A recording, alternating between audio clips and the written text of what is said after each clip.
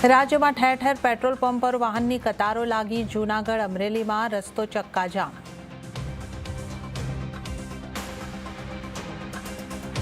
માર્કેટમાં ઉપલા સ્તરેથી આવ્યું દબાણ. સેન્સેક્સ અને નિફ્ટી ઉપલા સ્તરેથી ઘટીને બંધ. બેંક નિફ્ટી અને મિડ કેપ ઇન્ડેક્સનું પણ ઘટાડા સાથે ક્લોઝિંગ, પરંતુ સ્મોલ કેપમાં ખરીદારી યથાવત રહી. કેબિનેટમાં ફેરબદલની અટકળોની વચ્ચે મોદી મંત્રી પરિષદની મહત્વની બેઠક. લગભગ 1 ડઝન મંત્રાલય રજૂ કરશે પોતાના કામનો રોડમેપ. ઈરાન યુદ્ધની ઊભી થયેલી સમસ્યાઓ પર થશે ચર્ચા. વડાપ્રધાન મોદીની 5 દેશોની યાત્રાથી રોકાણને મોટું બૂસ્ટ. 50થી વધારે ગ્લોબલ કંપનીઓના સીઈઓ સાથે કરી મુલાકાત. ભારતમાં 3.5 લાખ કરોડથી વધારેનું રોકાણ આવવાનું અનુમાન.